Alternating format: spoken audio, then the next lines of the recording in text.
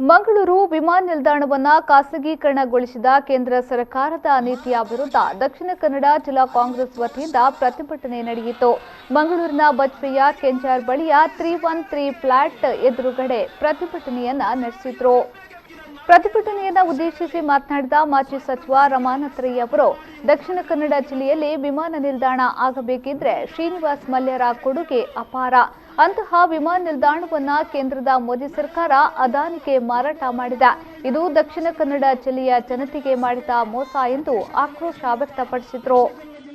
ನಮ್ಮ ಸರ್ಕಾರ ಈ ವಿಮಾನ ನಿಲ್ದಾಣ ಮಾತ್ರ ಅಲ್ಲ, ಅನೇಕ ವಿಮಾನ ನಿಲ್ದಾಣಗಳನ್ನ ಇವತ್ತು ಬೇರೆ ಬೇರೆ ಕಂಪನಿಗಳಿಗೆ ಮಾರಾಟ ಮಾಡಿದ್ದಾರೆ. ಅದಾನಿ ಕಂಪನಿಗೆ ಮಂಗಳೂರಿನ ವಿಮಾನ ನಿಲ್ದಾಣ ಮಾರಾಟ ಮಾಡಿದ್ದಾರೆ.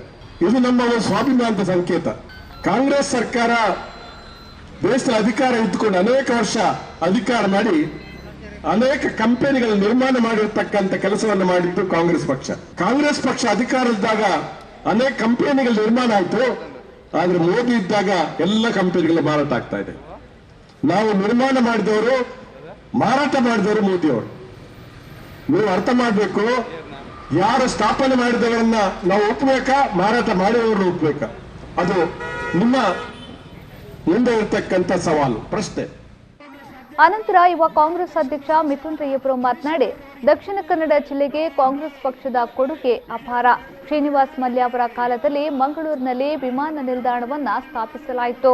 ಆದರೆ ಇಂದು ವಿಮಾನ ನಿಲ್ದಾಣ ಸೇರಿದಂತೆ ಎಲ್ಲ ಕಂಪನಿಗಳನ್ನ ಕೂಡ ಕೇಂದ್ರ ಸರ್ಕಾರ ಖಾಸಗೀಕರಣ ಮಾಡಲು ಹೊರಟಿದೆ. ಹಂತ ಹಂತವಾಗಿ ಮಂಗಳೂರನ್ನ ನಶಿಸುವ ಕೆಲಸ ಆಗ್ತಾ ಇದೆ ಎಂದು ಆಕ್ರೋಶ ವ್ಯಕ್ತಪಡಿಸಿದರು. ಇಂದು ಬಿಜೆಪಿ ಪಕ್ಷದವರ ದಕ್ಷಿಣ ಕನ್ನಡ ಜಿಲ್ಲೆಗೆ ಹಾಗೂ ದೇಶಕ್ಕೆ ಕೊಡುವಂಥ ಕೊಡುಗೆ ಏನಂದರೆ, ಎಲ್ಲ ನಮ್ಮ ಕೇಂದ್ರ ಸರ್ಕಾರದ ಅಡಿಯಲ್ಲಿದ್ದಂತಹ ಎಲ್ಲ ಕಂಪನಿಗಳನ್ನು ಖಾಸಗೀಕರಣ ಮಾಡಿ ಬಂಡವಾಳಶಾಹಿಗಳ ಕೈಗೊಂಬೆಯಾಗಿ ವರ್ತಿಸುವಂತಹ ಒಂದು ಷಡ್ಯಂತ್ರ ಹುನ್ನಾರವನ್ನು ಮಾಡ್ತಿದ್ದಾರೆ. ಬಹುಶಃ ಮಂಗಳೂರಿನ ಅಸ್ತಿತ್ವವನ್ನು ಎಲ್ಲೋ ಒಂದು ಕಡೆ ಬಿಜೆಪಿ ಪಕ್ಷದವರು ಹಂತ ಹಂತವಾಗಿ ಮಂಗಳೂರಿನ ಅಸ್ತಿತ್ವವನ್ನು ನಶಿಸುವಂತಹ ಪ್ರಯತ್ನವನ್ನು ಬಿಜೆಪಿ ಪಕ್ಷದವರು ಮಾಡ್ತಿದ್ದಾರೆ. ಈ ಸಂದರ್ಭ ಮಾಜಿ ಸಚಿವ ಅಭಯ್ ಚಂದ್ರ ಜೈನ್, ಮಾಜಿ ಎಂಎಲ್ಸಿ ಐವನ್ ಡಿಸೋಜಾ, ವಿಶ್ವಾಸ್ ದಾಸ್ ಕುಮಾರ್, ಕಾಂಗ್ರೆಸ್ ಜಿಲ್ಲಾಧ್ಯಕ್ಷ ಹರೀಶ್ ಕುಮಾರ್, ಮಾಜಿ ಶಾಸಕ ಜಿಆರ್ ಲೋಬೋ, ಶಾಲೆಟ್ ಪಿಂಟೋ ಸೇರಿದಂತೆ ಕಾಂಗ್ರೆಸ್ ಮುಖಂಡರು ಪ್ರತಿಭಟನೆಯಲ್ಲಿ ಪಾಲ್ಗೊಂಡರು.